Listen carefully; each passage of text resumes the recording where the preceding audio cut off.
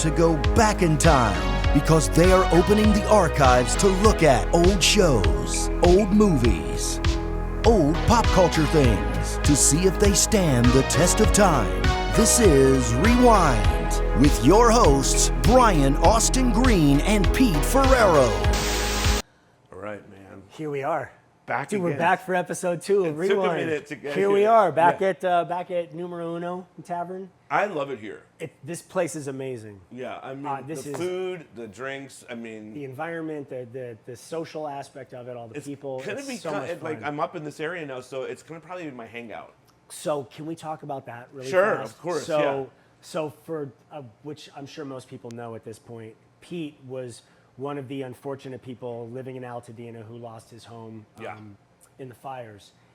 And so I remember sitting with him after that, and we were talking about it because it's a substantial loss. I can't even imagine going through the emotional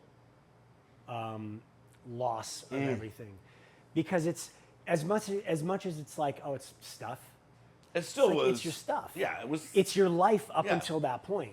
It's all the things you've collected, all the things you've done, all the things you've seen, and cool there are all these like little mementos of. It's these little reminders of your life. But then I remember we had a kind of a sit-down conversation about it. Dude, it was very important to me. And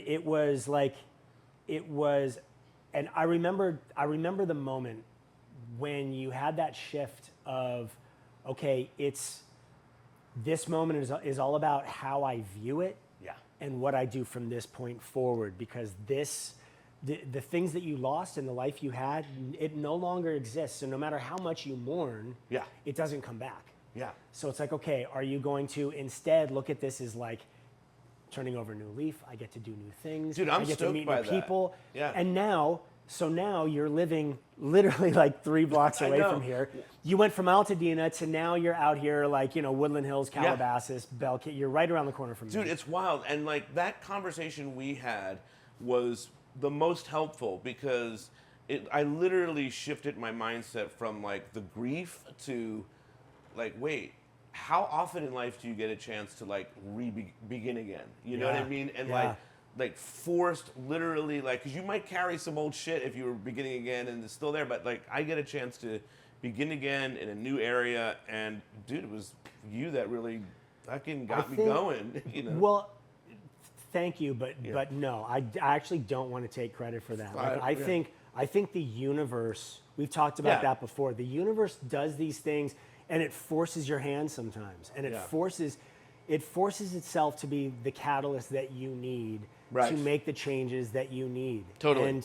And sometimes it's painful and it hurts, and while you're in it, you're going, oh my God, like this is what good is going to come out of this.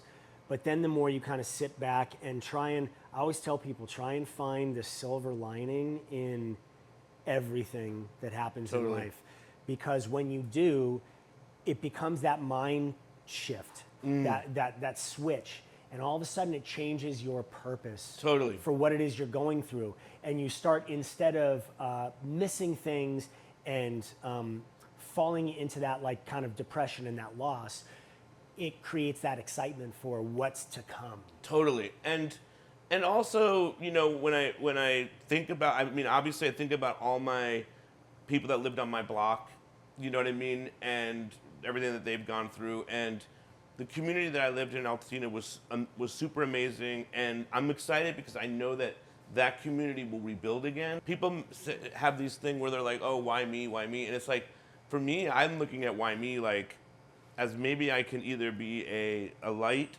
for Altadena, a light for my community, a light for positivity, a light for all of it, and I'm excited by that. You had a lot of people too reach out to you after when you and your wife were staying in a hotel, saying how much you meant to them. Blew me away. And what amazingly positive things you had done. And it's like you bring things up to me all the time. And it's because it's just kind of second nature for me. Like you don't think about those things. Like it just is who you are innately. Yeah, it's so And then true. somebody points them out and you go, oh my God, I never thought about that. Like, I mean, it That's blew me amazing. away, and like everyone's kindness like totally outweighed the darkness, and like then I hung out with you, and there was this like monumental shift, like a game-changing shift of just like I'm excited to get back into doing things, like to talk about the Breakfast Club. You know what I mean? Like, which is why we're here. Which is why we're here. yeah. Welcome again to Rewind. Yeah. And today we're talking about the Breakfast Club, which I'm stoked on. I was always a massive fan of this film. Always a fan, and I was totally obsessed as a kid with Molly Ringwald. Were you? This was Molly Ringwald. Like in that era, Molly Ringwald was the shit. 16 Candles. Pretty in Pink. Oh yeah, Pretty in Pink. It's the whole aesthetic. Yeah, the whole Molly Ringwald attitude. She was king of the world. Aesthetic. Yeah. And I've now met her a few times, and she's fantastic. Yeah. But yeah, and she's cool. There's definitely that part of me that is like, oh my God, it's fucking Molly Ringwald. Yeah, you were like king of the world when I was younger. Like you, yeah. And so what's interesting about this movie is this was one of the movies when I told people that we're doing this show, that people were like, it doesn't hold up anymore. And I when they said that to me, I was like, wait, what are you talking about? It's The Breakfast Club. Now, of course, I haven't seen this movie in 20 years, whatever it could be. You know what I mean? It's not like one of those go-to movies that I might watch, like planes, trains, and automobiles every Thanksgiving. You know what I mean? But Breakfast Club's not one of those movies. Okay. So I was like, what doesn't hold up? Yeah, what doesn't hold up? And he's like, well, the gay slurs. And I was like, what gay slurs? And then I watched this again last night. And there are definitely some things where I'm like, whoa. Right. Whoa. Yeah. Like, could not. Yeah. No, would never fly now. You could never make that movie now. No. But, so, yes. There were a lot of things. There was just a lot of sort of current slang and things that, you know, like saying totally, and it just, they're all in you, like the, Emilio Estevez, like it was just so like 80s. Totally. But one of the things that I genuinely feel holds up with that movie is the emotion of it. It's so well crafted, and the performances are phenomenal all the way through. There wasn't one performance. Even the janitor, he's great. Yeah. He's great. Like it's, and can I give props to Ali Sheedy? Oh my God. So good. Yeah. And Judd Nelson, good. But all of them, I mean, the casting Anthony of it Michael Hall, like, all I was of trying them. to think, like, so was there good. a teenage drama film like this? I mean, that was the era of the Brat Pack, and that was the era that was starting to happen, right? So that group was the initial generation of actors. John Hughes was the catalyst in that. Of the movies that, like Ferris Bueller's, like that was like these were things that were happening to us, or a little bit older group of people that were a little bit older than us, and we were watching it in real time play out to them. Right. You know, and so the couple things. When the person said, "Oh, it doesn't hold up," I thought about that, and I was like, "Well, but in a way, it does." Yeah. Because it's indicative. I don't think "hold up" is the right word. Like it's indicative of the time. To say it doesn't hold up is like It's like, what do you mean hold up? Yeah. Like, are you saying that a lot of the dialogue isn't relevant anymore? Because that's absolutely true. Sure. But that doesn't mean that it doesn't hold up as a movie. Exactly. Like there are certain things you watch and you go, oh, it was really cute and funny when I'm younger, but now as a film, it's just a garbage film. This to me is not one of those. There's a scene. There's one. I mean, we'll get into the whole thing, but there's a scene where Judd Nelson is under the table and is like looking at Molly Ringwald's upper skirt. Yeah, upper skirt. And I was like, okay, maybe that's too far. I don't know. You know what I mean? Like maybe that's too much. Maybe now a younger generation would be like, oh, that's sexual harassment. That was I don't know. But in the era of when we were growing up, it's fucking hilarious. It wasn't. And wasn't sexual. It wasn't considered sexual harassment then. Her response to it was great. Like that everybody else was laughing because he walks out with the toilet seat cover hanging out. You know, you mess with the bull, you get the horns. And he's walking out and he's got the paper hanging out the back of his pants. Right. You know, what was that ruckus? He comes in and the whole thing. What ruckus, sir? I don't know. Was that the ruckus here? They're all coughing. Dude, and he's the principal. Oh, he was so in the last thing we good. covered, the Die Hard. Yeah. But yeah, he was the FBI. So he was good in this movie. Like so good. he is. I mean, okay, and I remember guys like him when I went to school. Like I remember principals and whatnot, or people like that who were just like. I remember there's that one scene where he's like, "I make $31,000 a year." A year. Right. Yeah, right. And I'm not going to throw it away for the yeah. So what John Hughes had, what he did incredibly well, aside from directing and working with kids and really bringing out the best, was crafting a story that was fully fleshed out. Like the scene between Carl, who was the janitor, and the principal, where he's talking about, the kids these days, that they just, I've been a principal for 20 years now, and the kids are just getting tougher and tougher to, and Carl says to him, the kids haven't changed, you're the one that's changed. Yeah, like totally. You've got all of those moments for all of the characters. Like it could have just been about the kids, but you introduce this janitor character that then has this conversation with him as they're drinking beer, kind of in the basement of the high school. And it was really, the story saw itself all the way through, and you saw the evolution of these characters. So at the very end, when Judd Nelson is walking and it freeze frames on him, I love that. Yeah. And he's got like the stud in his ear. Yeah. It's like, when they're walking out the door to get back into their parents' cars, and all of a sudden Anthony Michael Hall is not wearing the green sweatshirt anymore that he was wearing. So everybody's kind of more connected, and they're cooler, and they're more confident, and you can read that. Yeah. That was crafted in the script, and it was crafted in the way that was directed, and it was put together. I noticed as a director and as a creative and as editing and doing all the stuff that I've done, like I really pay attention to the editing and the post-production of things.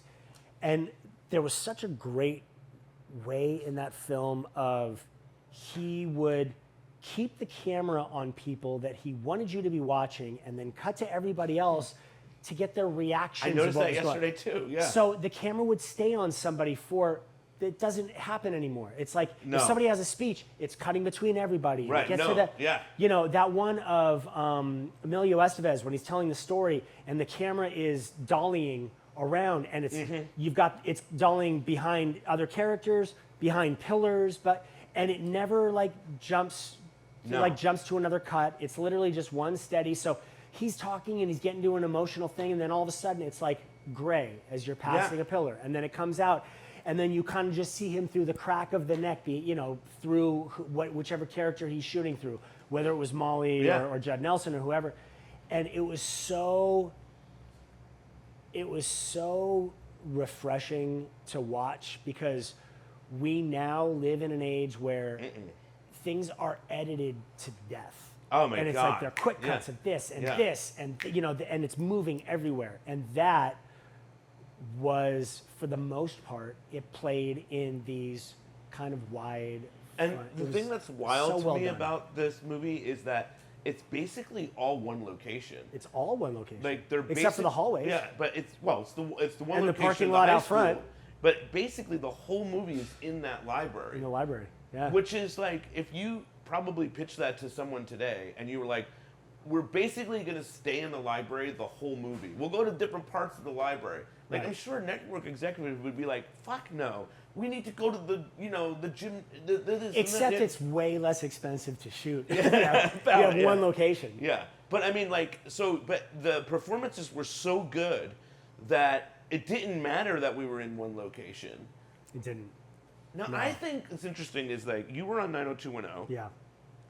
And there is, and I do know that from Chuck Rosen, the executive producer of 90210, that when Darren Star made 90210, that Breakfast Club was one of the inspirations. Really? Yeah.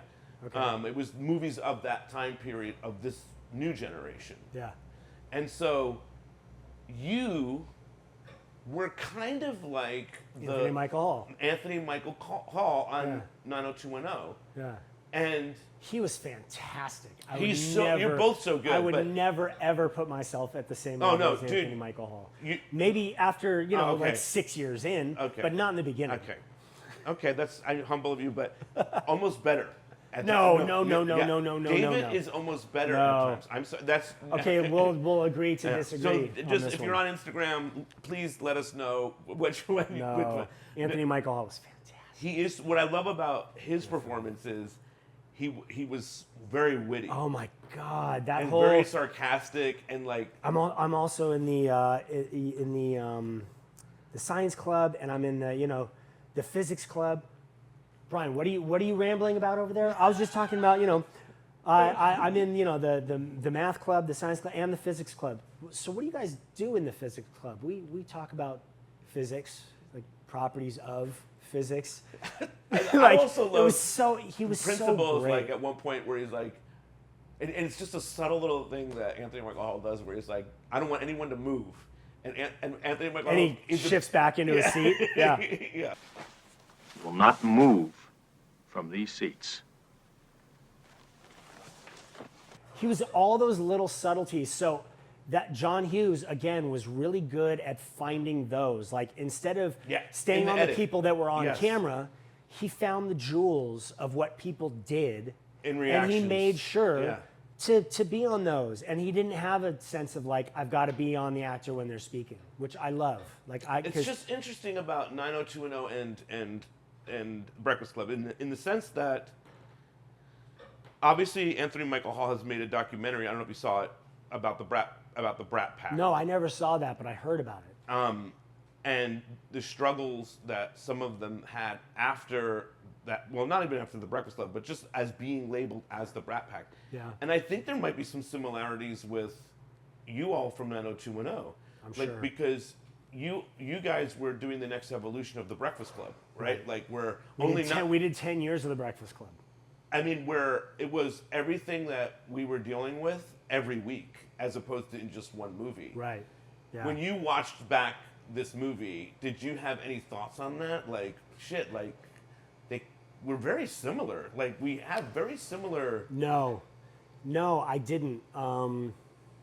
Because even the Judd Nelson character is kind of like, in a different way, the Dylan McKay character, right? The badass. Dylan is way different than Judd Nelson. Yeah. So the characters in the Breakfast Club, I genuinely feel were much more flushed out and toned, and were so well created, and they all had their own space that they perfectly filled. Sure. Ali Sheedy's character could not have been more different from the other four that were in there. Emilio Estevez being the jock, he was the only jock that was in that room for the whole film. Yeah. Molly Ringwald's character was the only princessy one of the room. So everybody had their place. I feel like 90210 was a bit more of a watered down version of that.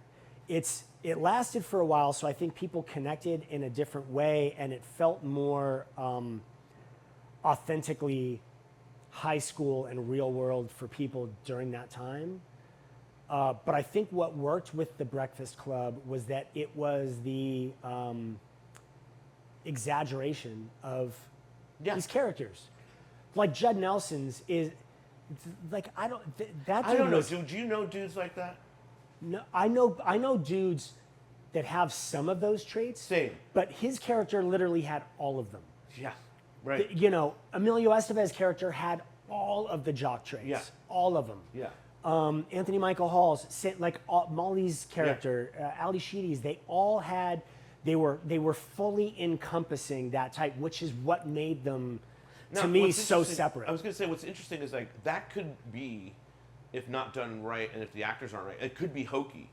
It could totally be hokey, but it's why when they all came together at the end, why it was so like refreshing and you felt so connected to it because you were like, God, these people who literally you thought had nothing in common. Have everything. And I mean, that was apparent just by them unpacking their lunches.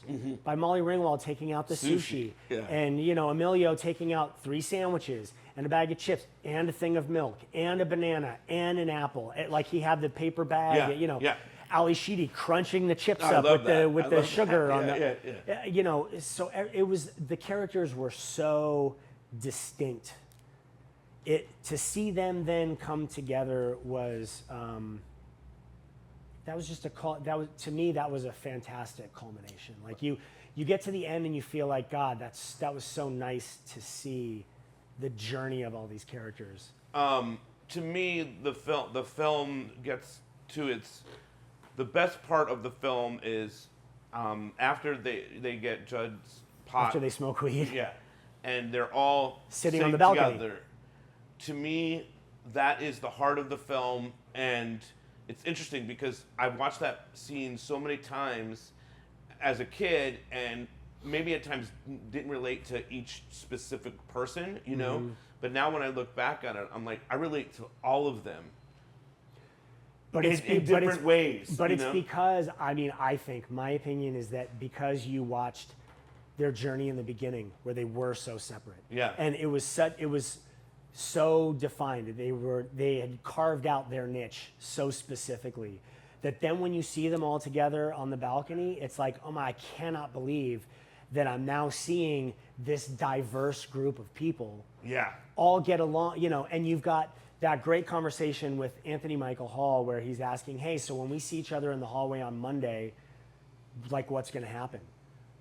And Molly's saying, like, this is, I'm most likely going to act like I don't know you because my friends won't accept it. Honestly, and like, I was the Anthony Michael Hall character, probably in that era. You know what I mean? Yeah. And so was I. I remember being at a sleepover with the kid that I went to high school with, Fred Barberi. I love that you still remember his name. Yeah, and we had a very similar conversation. Fred was also like Anthony Michael Hall at the time, and he at that time wanted to be friends with all those people. And so I remember I remembered that watching the movie last night, that I remember the thing that I attached to so much when they were sitting in that thing was it reminded me of my conversation with this kid Fred. But now when I think back on it and I look at it, I'm like, yeah, I guess there's a little bit of traits of people that I knew that had the Molly Ringwald situation or the Judd situation that maybe I wasn't friends with them, so I would never have gone down that road of being like, oh, why is Judd such a dick sometimes to people, right? Yeah, and I never would have ever gotten along with Emilio Estevez's character, the Judd. Right. Oh yeah. It was just he never would have given you the time of day. When they starts doing that fucking explosive dance. The dance, and he's high, and then he yells, and it blows the way. Yeah. I'm like, I don't even know what's happening. The crazy jock dance where he's like punching the air and That was one thing where I was like, he's doing all the footloose moves. Fucking 80s. Like I don't even know what it is, and like I was of that era, and I don't know what it means. Right. Like I've never experienced someone doing that. Right. But I do love the iconic dance stuff. Totally. Dude, Molly Ringwald doing the white man's overbite on the top of the stairs, landing right there, just doing the Judd and that one, and it did the close up on her feet and everything. I was oh my god. We don't have that in movies anymore. A montage sequence. So again, though, that was, to me, that was a really amazing example of how well that was written and directed, because even in the dance montage, the characters were still so flushed out. You had Judd Nelson sitting on the top of the statue, headbanging. You had Emilio Estevez doing the crazy jock dance around the top. You had Molly Ringwald doing the white girls over. You had Ali Sheedy doing whatever she was doing, it was so still those characters and those people. It wasn't okay, we're all going to do a dance montage, and then they were all figuring out fun dance moves to do together and things like that. Wait. They did a couple. They did the thing up on the balcony. I love that. Yeah. So you slowly see them coming together a little bit, which then that dissolves into them all sitting on the balcony, and you go, I've watched the transformation of them being in their own spaces and doing their own thing to finding a commonality with the music and with the marijuana that they were smoking. Yes. And then becoming this unit where it's like, hey, we're all in this crazy situation together. And then the culmination of them all saying to Anthony Michael Hall, can you write the paper? Yeah. Was... I know.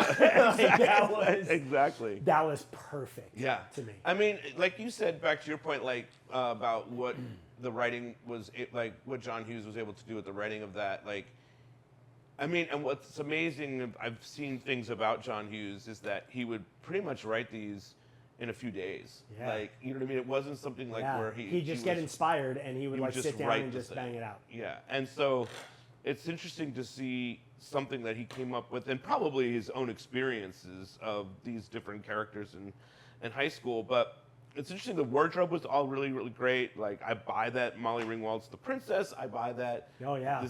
For sure. You know, like, yeah. I mean, the school is great. The school is shot, you know what I mean? Like, it looks like a believable school, you know? And it was also Was that a set?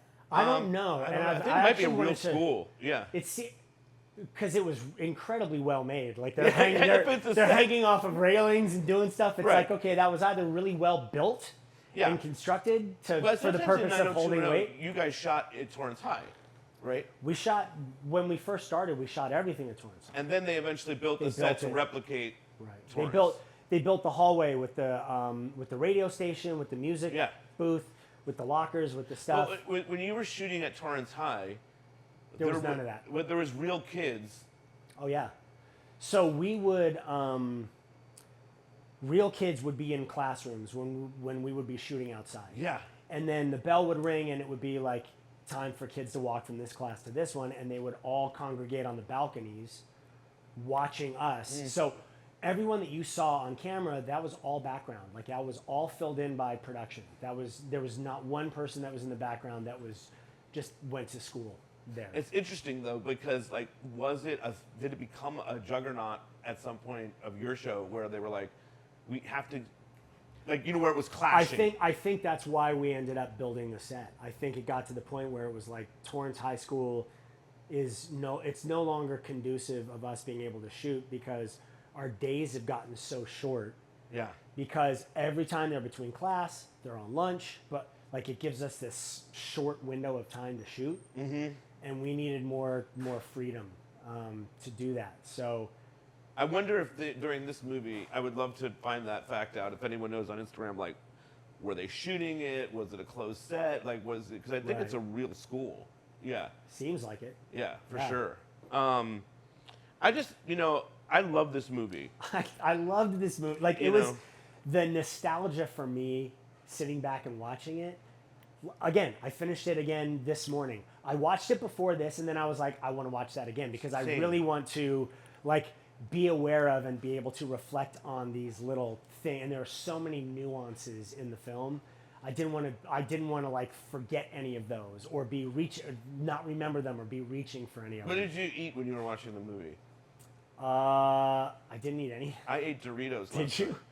And because that's always the thing when I was a kid, like Doritos and a Coke, and so I was like, I'm gonna just... Doritos are terrible for you, buddy. Okay. You know that, right? Okay, and also, I have to say... It's a whole different conversation. I feel like they've changed the Doritos makeup. There's something different about... Made it worse or better? Oh, better in your mind, like when it's healthier.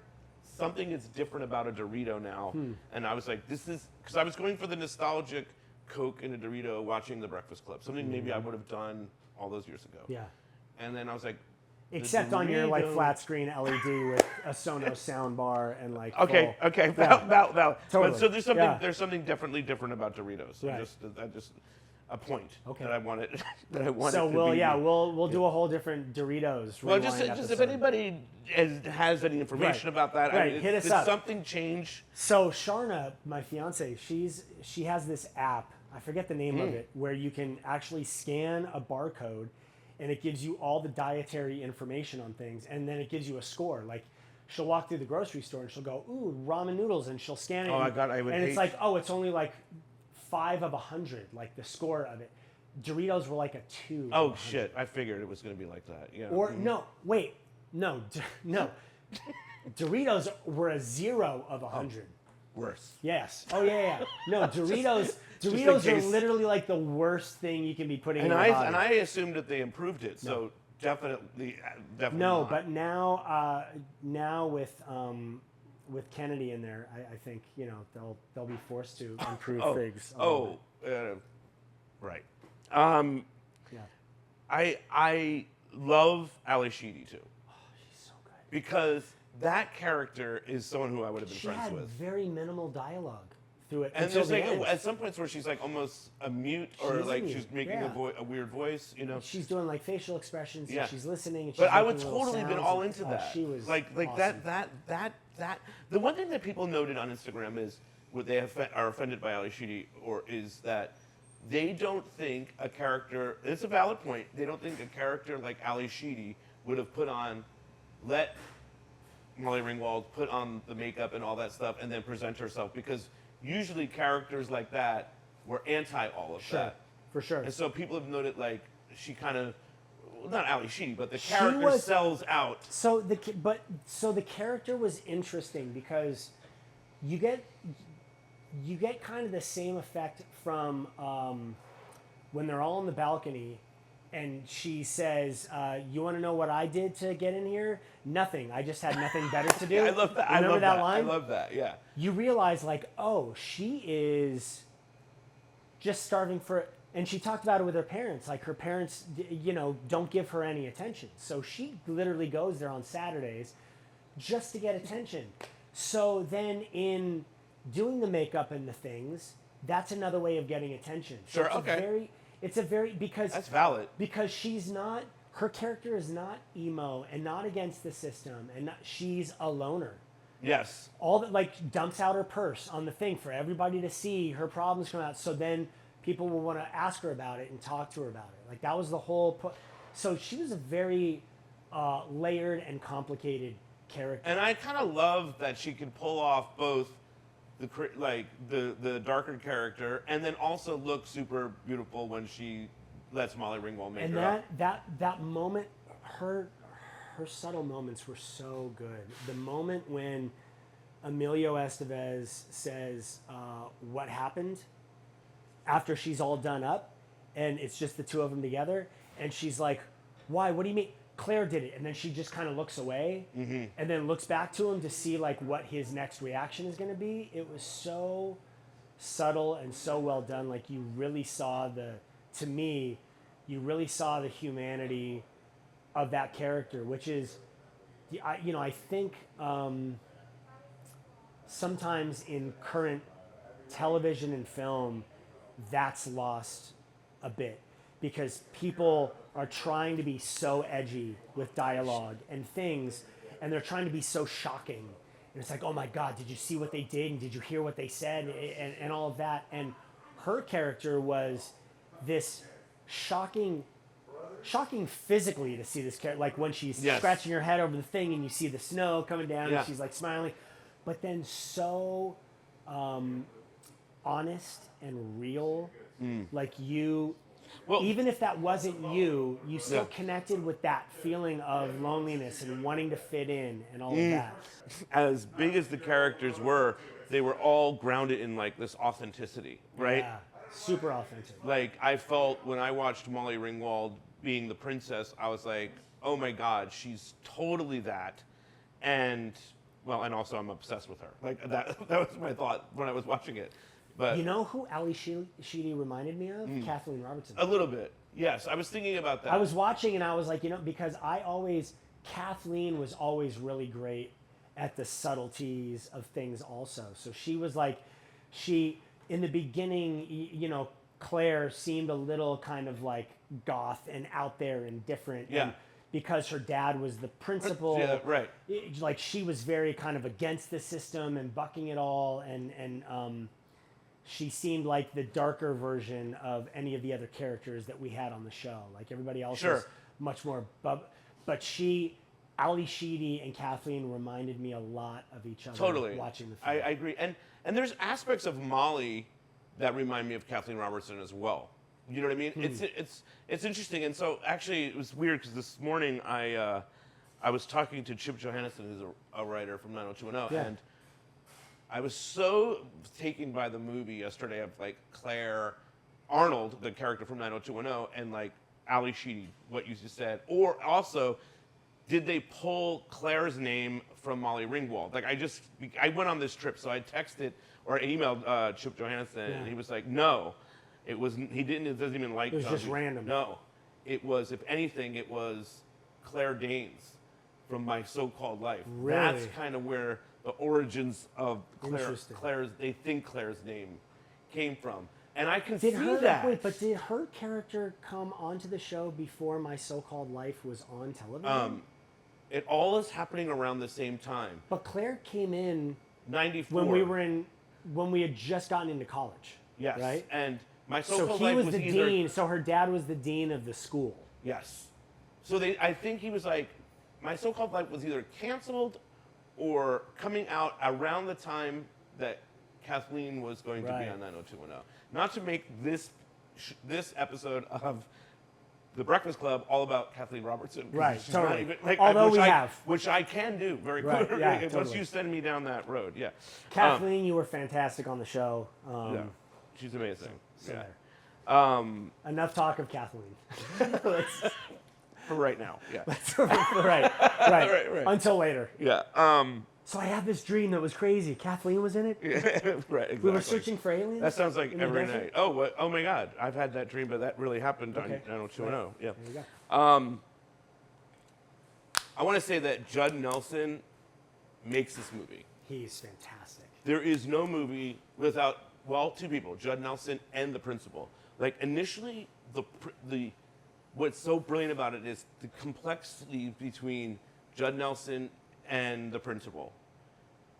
Takes over the whole beginning. They know each other. They take over the whole They have a beginning history, of which the is really movie. cool. Like they're You want the another only one? two. Oh. They're the only two characters in the whole thing With a history. that have a history. Yeah. All the rest of them, it's their first time kind of meeting and being around Yes. each other. But Yes. he and the principal, They've for butted 2 heads. months I've got you. And they've been playing this game Every you week. assume for a long time. So then when he's walking down the hallway at the end and he says to the janitor, he says, see you next Saturday. Like there's a familiarity between them. It was great. I mean, but those two, the dynamic was take fantastic. over the whole movie in the beginning part in a good way, where all the other characters are sort of reacting to this because this is all new. Like Molly Ringwald telling him stop, like you're gonna get another week, and Judd said, yes, like he wants another week. Yeah. Like, and so it's interesting because it's a lot of hijinks at first. I love when the principal puts the chair by the door.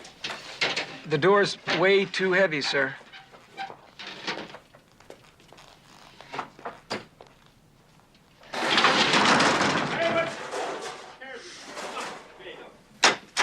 And it slams closed, and then they pull the magazine stand, and then all of a sudden it's like, well, that's a fire risk, and then all of a sudden the principal's like, what are you, stupid? Get that out of the door, I love all that, and I rewound it. I rewound that part of the chair flying and the noise that it's so great. He makes great noises, like what the fuck, just an old school guy like you don't see anymore. Yeah. And then so it warms you into it, and the humor of all of that has you totally invested. So when they're up there in the library having real talk about their parents and stuff like that, and the shit that I now think back about, you know what I mean? Like in my life growing up, you're like, oh, I needed all that to get here. Yeah, that's what I was saying. Like the story takes you. It was so well, again, just well developed and well thought through. It took you on the full ride from the kids getting there in the morning, not knowing each other, the silence of sitting in chairs, kind of in your own thing. Speaking but not really wanting to speak, and everybody kind of afraid of how they were going to be perceived by everybody else there, to then ending up as this unit and calling themselves then the Breakfast Club. It was just such a great evolution of characters, and it was such a great ride to go on. You do another podcast, Oldish, right? I do what? Another show called Oldish. Yes. Yeah. And a lot of it is what our generation dealt with and Who we are now. who we are now. Right. When you get to that conversation in the Breakfast Club, in the upstairs, and everyone's talking about the way that their parents treat them or ignore them, or all the different push them. Yeah. The one character, had a gun, because he was being ridden A flare gun because of the So studying, great. and then the athlete, That moment though, I love that. Sorry, go ahead. No, you're good. So it's like all of that kind of stuff is very complex, and I looked at it from a different lens when I was watching that, and I was like, this is the kind of stuff we're talking about now, but the characters we're talking about then. Like, they were emotionally aware of the things that were happening in their lives. And this is something that you guys... So I think the difference now is that those kids are now parents. So we've learned from that experience, that generation, that type of parenting, and we've come into this aspect of it. And yeah, it's not everybody does it well. There are definitely people that are too gentle in parenting. Sure. And you see their kids and you're around them and you're like, God, that is just a tough I just kid. had the vision of Judd Nelson's kids. Not Judd Nelson, but the character, The characters. Bender's kids. Yeah. What that must be. Like, who knows what they've shaped into or haven't. I would assume that they were, because he came out of there with a different understanding of Sure. life and how to handle himself. This is why a 90210 reboot is so important, and I always try to express this to you, because what you're doing with Oldish could be done on a show that we all watched. Like, not a 90210 reboot. I love the one that you guys did, but the ones where you're the parents. Right. There's no way this is I gonna... don't know how I would feel about that. I'm trying any which way to get I was the kid on that show for 10 years. Yeah, but like to see David and Donna's kids and how they're managing the complexities and Right. the ways that things that maybe that they can look back on and be, oh, that was really fucked up, what David said, or the way Dylan, is Right. dealing with Dylan's gone, right? Yeah. And so it's like the loss of that friend and Brenda through their characters, Yeah. like showing how people have grown up. I think it's it's way more important of a reboot than you've ever thought about. Because the Breakfast Club isn't rebooting. No, I don't Like- think 90210 is rebooting them either. I don't know. It should. We'll see. Okay. Oh, I think- well, I that think was the we first time agreed you to said disagree on We'll this one. see. Is the furthest It's I've ever not. gotten. It's not the first time I've ever said that. I'm not that stubborn in Okay. saying a hard. Like, I never say never. I don't do a hard pass ever in life. That's good. But It has I to be feel right. I feel pretty confident it has to be right. Yeah. Because as of right now, I feel pretty confident in saying, Dude, a lot of shit's getting rebooted now in a way that's like, why? Okay, I get that one, but why that one? All right, so on the Movie app, that's at a 5. I give it a strong 4.5. Like Oh my God, I'm giving it a 5. Are you really? Yeah. So I'm giving it a 4.5 just because there are some of the references and issues with dialogue and Sure. things like that. Well, where I it's mean, like, there's this- I wouldn't suggest it for everyone because it could be offensive to people. Okay, that's valid. Understandably, but it's a really incredibly well crafted movie, and I think it deserves no less than a 4.5. I'm giving it a 5, and I'm overlooking some of the things that you're talking about only because it wasn't made today. No, for It was sure. made then, and my generation or our generation totally It's a sign of the understands the times. core values of Sure. what that was, and also the way we joked in that era is different than the way you might joke today, and so I'm able to just like put that all aside for this particular one because I feel like the stuff that was happening up in the library and the conversations that they were having are so important for even today, a kid watching those particular scenes. I think they can relate to a lot of what was being said up there. And I'm totally with you about the slurs and all that shit. No, then I'll go but- 4 3/4. I feel a little pressured by you, but I'll go 4 3/4. Okay, so I'm going 5. I think everyone should rank it, put it where they want, and weigh in. Yeah. Like, we're on Instagram, we're on social media. Head on over and download the Movieac app also, and yeah, watch it, review it, rate it, and share it with people, because I think it's a really fun watch. I really enjoyed revisiting that film. I look forward to the next one that we do, which we have no idea. We'll talk about it afterwards. I can't wait to figure that out. I feel like we need a guest. Yeah. So what we want to start doing is we want to start having a guest from the films or TV shows that we're talking about. Visit us on Zoom here on the iPad. We'll sit and talk to them. You guys get a chance then to sort of hear their take on it, what the experience was like making it, what the experience is like for them now watching it if they have, or if they can't stand it and it was just like an absolute like scarlet letter on their life. Mm-hmm. You never know, you know. I can't wait. The last thing I want to say about The Breakfast Club is John Hughes is in the movie, which totally I caught last night. Yeah. And I remember reading that. Yeah. And then you're seeing all the parents. Dropping them off and picking up. But what's weird about that is like two things. After hearing all the different shit that the parents did to them, I was like, the casting of even those, they were basically, they're not extras, but they're what, the parents didn't have, some didn't have lines. You know, they're barely in the movie. Right, yeah. But then you have like a totally different perspective of looking at each of those parents as they pull up. And then you see John Hughes's, and I wondered if John Hughes related the most to Anthony Michael Hall's character, because that's who he's the father of, and when he picks him up. Who knows? Or he just related. Because he feels like that was just that a kid. character, right? You know what I mean? Who knows? It's a good question. Yeah. Yeah. I love this movie, and I can't wait to see what we're gonna do next week. This is Rewind, dude, and we're back. Welcome Right. back. So happy stoked. that you're healthy. I'm good. That you're man. happy. Yeah. And thank you for all of that and everything you did, man. Like, just love you. So. Love you too, man. Yeah. All right. We'll see you Bye, next week. everyone. See ya.